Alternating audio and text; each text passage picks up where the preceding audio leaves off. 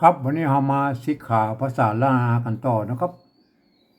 ก็อย่างว่าภาษาล้านนาเฮานี่มันจะมาเกิดมาตั้งแต่ดึกดำบรรพ์นะครับไม่ใช่นะครับเฮาอู้ถึงว่า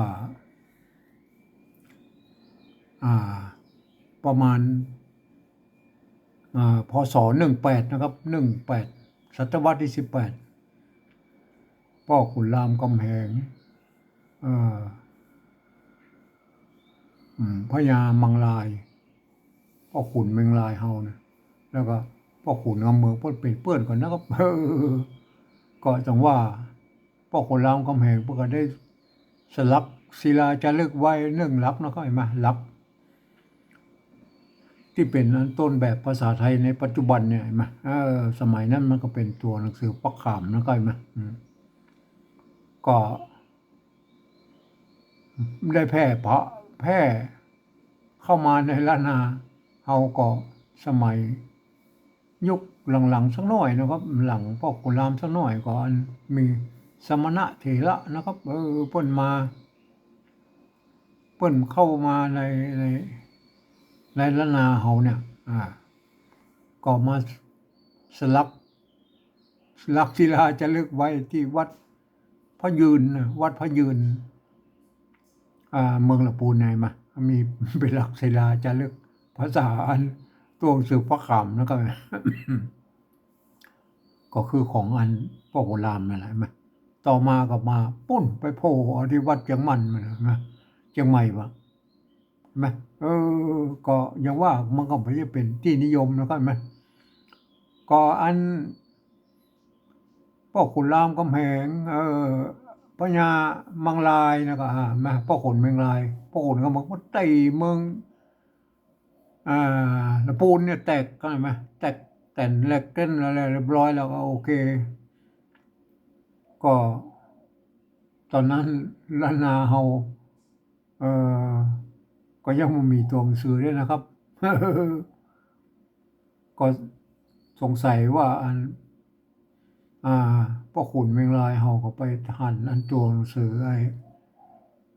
อันของเจ้ามอญนะครับเพราะว่า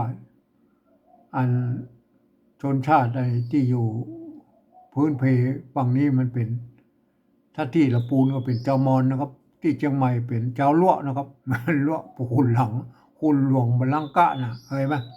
เจ้าลั่วก็อันลักศิลาจะเลือกมีนะครับที่อันวัดอันที่พิพิธภัณฑ์สถานแห่งชาติเมืองลำพูนไปพอนะตัวหนังสือมอญนะครับมาก็ยังว่าก็น่าจะอันล้านนาเฮาก็น่าจะไปศึกษาเอาจากตัวหนังสือมอญนั่นแหละครับมาเอามาเขียนนะมันคล้ายๆกันนะครับ ท่านไปพออักษรมอญกับอักษรล้านนาเฮาใกล้เคียงกันนะครับเพราะว่าอันล้านนาเฮาเนี่ยถ้าจะไปไปเอาไอ้อักขระล้านนาอักขระของมอญเนี่ยมาเป็นต้นแบบนะครับพ่อขุนรามคำแหงเนี่ยเพิ่นเอาปุ้นนะครับ อักษรขอมนะครับมาเป็นต้นแบบนะครับมันมาคนละลายนะคนละสายนะครับใช่ไหมก็ยังว่ามันก็ยังพัฒนากันมาเรื่อยๆนะครับจนกว่า19พศอันศตวรรษที่19นะครับก็มีสังฆายนาอ่าอันพระไตรปิฎกนะครับที่เชียงใหม่นะครับ เห็นไหมสมัยอันพระเจ้าติโลกราชก็ไว้ได้นะโอเคนะครับนะเปิ้นยังบันทึกเป็นอันอักษรพม่านะเอาอักษรพม่ามา มาบันทึก เห็นไหมมันยังมีอักษรละนาได้นะครับเห็นไหม19เห็นไหมก็พัฒนากันมาเรื่อยๆมาโอเคนะครับจนกว่ามันก็มาเรื่อยๆแล้วพวกก็อ่านครั้งแรกพวกก็มาเขียนต้นๆอันพศ20ก็กว่าขึ้นมาก็คงจะเริ่มพัฒนาอักษรละนาขึ้นมาแล้วด้วยอักษรมอญเนี่ย ก็ถ้าเอามาเขียนเป็น เป็นอันบาลีก่อนนะครับเขียนเป็นบาลีก่อนแล้วหลังจากนั้นก็เอาค่อยๆเอามาดัดแปลงเป็นภาษาชาวบ้านนะครับเห็นไหมก็ปรากฏอยู่อัน2092นะครับปรากฏลักษิลาจารึกอันวัดจังกำเมืองน่านเห็นไหมเพิ่นเอาบันทึกมันก็ใช่เป็นเรื่องราวของเจ้า อันอย่างพ่องอันอย่างไรบ้างมันก็จะเป็นอันภาษาบาลีผสมชาวบ้านนิดๆหน่อยๆนะแม่โดยหลักแล้วเป็นภาษาบาลีก็พยายามมาบอกเห็นเป็นภาษาบาลีมันก็จะปรากฏอันไม้เพิ่มขึ้นมานะครับจากอันเดิมแล้วภาษาบาลีมันมีไม้8ตัวนะครับอีอูเอโอเห็นไหมอันนี้เอโอก็อันนี้มันเป็นอัน ภาษาบาลีนะครับเห็นไหมแต่ที่ได้หันมาเพิ่มนี่มันของอันที่เปิ้นเอามาของเมืองน่านเนี่ยมันจะมีไม้เพิ่มขึ้นมานิดหน่อยแล้วก็คืออันไม้ไก่ ไม้ไก่อันไม้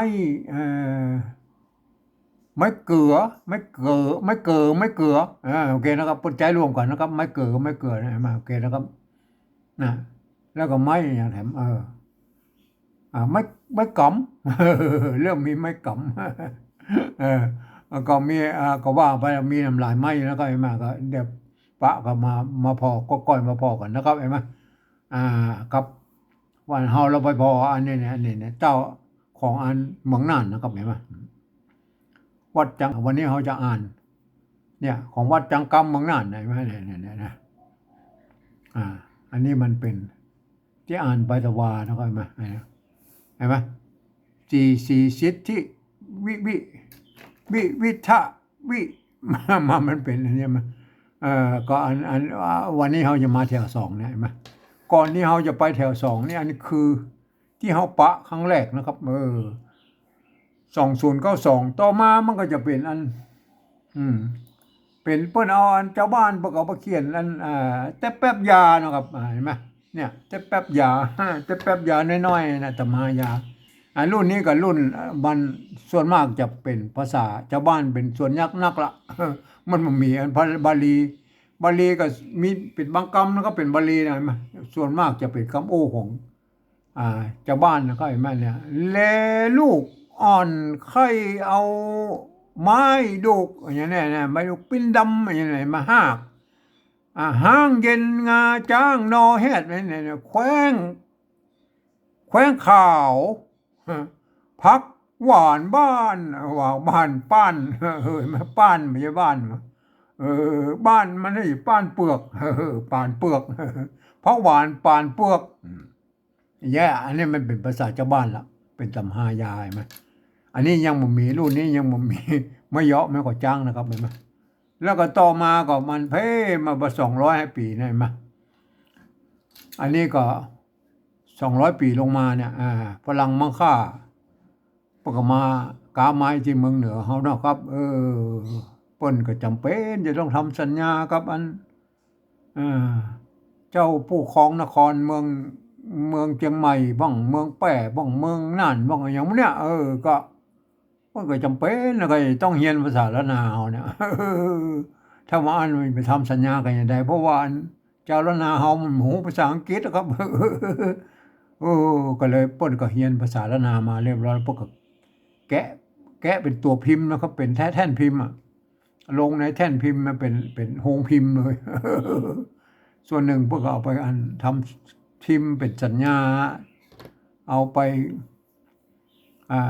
เกี่ยวกับไม้เกี่ยวกับบริษัทบอร์เนียวนะครับบริษัทบอร์เนียวเบอร์มาก็บางส่วนพวกเขามาเขียนเป็นอันเป็นอันวรรณกรรมของอันละนาเนี่ยเห็นไหมแล้วก็รุ่นนี้มันจะมีไม่เอกไม่โทแล้วนะครับเห็นไหมก็คือไม่เยาะไม่ก่อจ้างเห็นไหมอย่างเงี้ยม่อนเห็นไหมไม่เยาะเห็นไหมม่อนค่าเห็นไหมค่าก็ซัดไม่ซัดนั่นแหละอันทำหน้าที่เป็นไม่ก่อจ้างม่อนค่าอย่างเงี้ยบ่ฮื้อเห็นไหมบ่ฮื้อเนี่ยเห็นไหมขีดไปแล้วซัดนั่นแหละอันนี้ ฟาดบ่ฮู้ฟาดเออบ่ฮู้ไอ้เนี่ยฟาดญาติไม่ใช่ฟาดตะข่มเกมฟาดส้มบ่ฮู้ฟาดส้มข่มเกมเห็นไหมส้มโอเคนะครับมันจะมีไม้ซัดที่สองนั่นแหละเป็นอันไม้ซัดถ้ามันมีก็คือซัดก็คือเป็นไม้ก่อจ้างนะเห็นไหมอันนี้คือลักษณะของอันเปิ้นฮ้องว่าเริ่มมีไม้เหาะไม้ซัดแล้วตอนนี้เราจะเริ่มอ่านต่อจากตอนที่แล้วนะครับเห็นไหมโอเคนะครับอันตอนที่แล้วเราก็อ่านไป1บรรทัดอันนี้เป็นบรรทัดที่2นะครับเห็นไหมโอเคนะครับเป็นบรรทัดที่2นะครับโอเคเนาะขยายมันหน่อยเนาะจะอ่านหมดเลย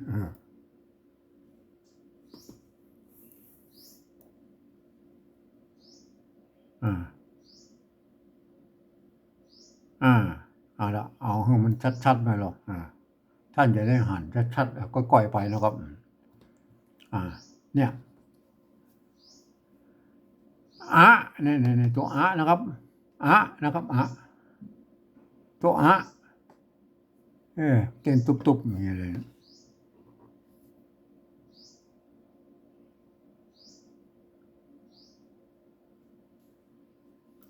พี่แล้วก็อันนี้ตัวพระเห็นไหมพี่ไม่กี่พี่ตัวว่าเห็นไหมไม่กล่าววงรุ่นนั้นปนใจมากล่าววงแล้วครับพี่ว่าพี่ว่าอันนี้ตัวตะเห็นไหมตัวตะอันสมัยนั้นพวกเขียนเป็นอย่างนี้ไหมตัวตะเห็นไหมตัวตะมันจะเป็นอย่างนี้นะก็เห็นไหมตัวตะพี่ว่าตะมันตะนะมันมาตะแล้วครับเห็นไหมมันเป็นอันนี้ตัวหน้าอันซ้อนด้วยปะเห็นไหมอันนี้หน้าซ้อนปะเห็นไหมนะเอาหน้ามาซ้อนปะมันอย่างอีมันเมื่อมีตัวซ้อนแล้ว มันก็คือมันจะเหมือนเสมือนมีถ้าเป็นบาลีเนาะมันเสมือนมีไม่พัดอยู่ตรงบนนี่อ่านว่าตันนะอ่านว่าตันนะอ่านว่าตันตัวลุ่มนี่ก็ถ้าบ่มีมันสมัยนั้นมันยังไม่มีมันไม้อะไรอย่างเงี้ยไม้ละห้ามเห็นไหมก็อ่านปะนะครับอ่านปะเห็นไหมมันมีละห้ามก็ต้องอ่านตันปะนะอ่านมาตันปะนะไม่ใช่ตันปะนะครับโอเคแล้วครับตันปะตันปะ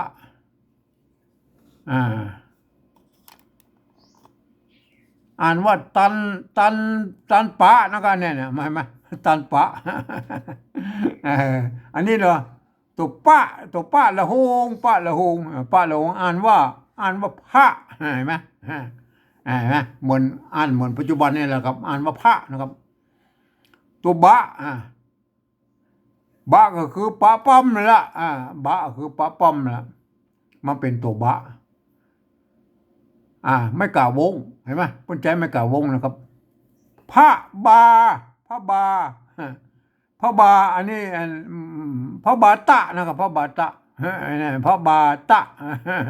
มันสมัยรุ่นหลังๆมาก็เอาตะลงมาสะกดไว้ทั้งรูปนี่ก็เป็นพระบาทนะพระบาทอันนี้เป็นพระบาตะอยู่นะครับเอาละต่อไปพระบาตะนะพระบาตะอันนี้ตัวละนะครับเห็นไหมละอันนี้ตัวตะอันนี้ตัวนะก็ไปอ่านว่าละตะนะละตะนะละตะนะอันนี้ไม่ไก่ไม่ไก่ไม่ไก่เพิ่นเห็นไหมเขียนไปแล้วเพิ่นก็เลี้ยวไปทางบนมันแล้วก็สักตาละหงไม่ใช่ละตะนะไตรนะครับไม่ใช่ไตรนะเห็นไหมมาอันนี้เขาอ่านแบบอันไตยวนเนอะไตยวนสำเนียงไตยวนนะครับแบบไตยวนนะครับเห็นไหมตัวตาละหงนี่อ่านเป็นอันตัวทะนะครับก็อ่านว่าละตะนะไถละตะนะไถ ไม่ใช่ไตรนะครับไตรเนี่ยรัตนไถยรัตนไตรนะเห็นไหมถ้าเป็นไทยเป็นอ่านรัตนไตรอ่านรัตนไถยเอาตามกฎเกณฑ์ทั้งหมดได้อ่านมานะครับโอเคนะครับต่อไปอันนี้ไม้โกตัวไม้โกไม่คล้ายๆละโฮงกันนะครับคล้ายๆละโฮงกันนะละโฮงเห็นไหมคล้ายๆละโฮงเป็นอันละโฮงกับอันตัวอันอย่างกับไม้โกนี่คล้ายๆกันนะคล้ายๆกันนะอันนี้โอไม่ใช่อันตัวใส่ละโฮงนะครับเป็นนะโอนะครับอันตัวกะไม่กาตัวกะไม่กาใช่ไหมก็อ่านว่ากาตัวสะก็อ่านว่าสะโอกะสาก็คือต่อมาก็เป็นโอกาสนั่นแหละใช่ไหมเป็นโอกาสโอกาสาอ่านตัวจะไม่กูอ่านว่าจุนะครับอ่านว่าจุอันนี้ตัวละเห็นไหมตัวละ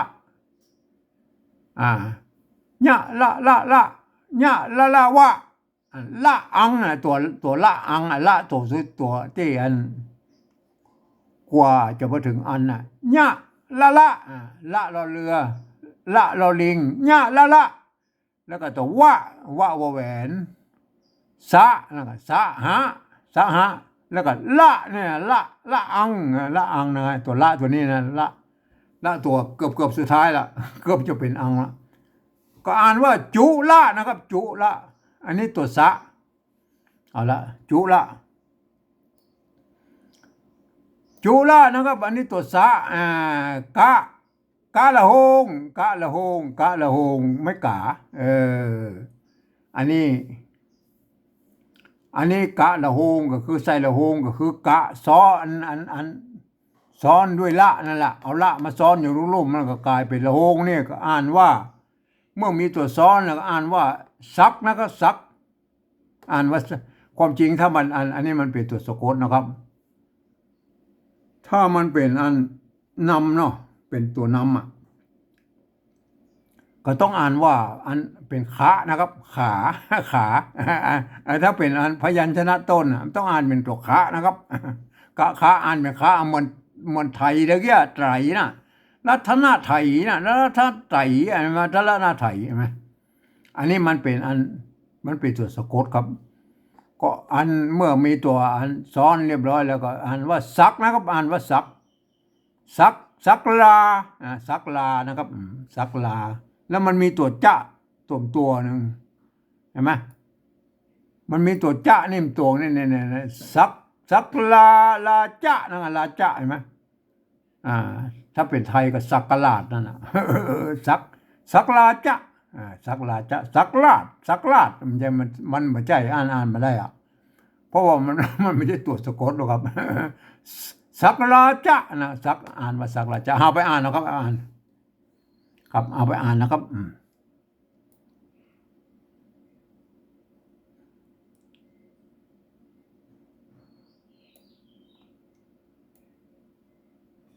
ครับเอาไปอ่านแล้วเอาละอันนี้เป็นพอเอาภาษาไทยมาเขียนตามสำเนียงของอันไตยวนจังใหม่นะครับเห็นไหมไม่ใ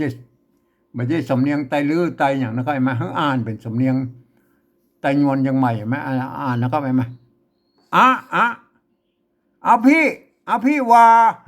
อภิวาตันปะนะครับอ่านว่าตันปะเห็นไหมเนี่ยมันณซ้อนปะเห็นไหมเมื่อณซ้อนปะแล้วมันก็เสมือนมีไม้ซัดอยู่ตรงบนก็อ่านว่าตันนะครับตันปะพี่ว่าตันปะผ้าบาบาตะนะครับผ้าบาตะนะครับผ้าบาตะมันมีเนี่ยใช่ไหมเมินไปมันก็กลายเป็นพระบาทนั่นแหละไม่ได้ก็กลายเป็นพระบาทได้ไหมพระบาตะพระบาตะแล้วก็ละตะนะนะละตะนะละตะนะ ตัวนี้ตัวตะละโหงอ่านเป็นตัวทะนะครับเห็นไหมละตะนะไถ ละตะนะไตรนะ ละตะนะไถละตะนะไถนะครับโอเคนะครับโออันนี้โอกาโอกาสะโอกาสะมันก็คือโอกาสนั่นแหละครับเห็นไหมมันเป็นบาลีมันก็อ่านเป็นทีละตัวนะครับ โอกาสะนะครับโอกาสะโอกาสะเนี่ยคือโอกาสนั่นแหละโอกาสะ เอาละก็ได้ยินอยู่นะคนเฒ่ามันอ้วโอกาสะเนี่ย เอาละต่อไปจุนะครับจุอันนี้ตัวจะไม่กุจุละอันนี้อ่านตรงตัวนะอ่านจุละตัวนี้ตัวสะเห็นไหมตัวกะละโหงกะละโหงก็คือกะซ้อนละนะเห็นไหมกะละโหงเห็นไหม ถ้าเป็นอันกะละโหงนี่ถ้าเป็นอันวรรณยุกต์ต้นเนาะเป็นพยัญชนะต้นก็อ่านเป็นตัวคะนะครับเห็นไหมแต่ถ้าสมมติว่ามันอันนี้มันเป็นตัวสะกดหรอกครับ ก็อ่านว่าสักนะครับสักลานะสักลาไอ้ตัวจ้านี่ไม่เป็นตัวเห็นไหม ก็สักลาจ้านะก็สักลาจ้าก็สักกลาดนั่นน่ะถ้าเป็นไทยอะสักกลาดสักกลาดสักกลาดสักกลาดสักกลาดสักราจะเห็นไหมถ้าเขาอ่านตรงตัวนะอ่านเป็นต้มตัวนะสักราจะ โอเคนะครับเอาละทั้งเอาไปอันนี้เป็นบรรทัดที่สองของอัน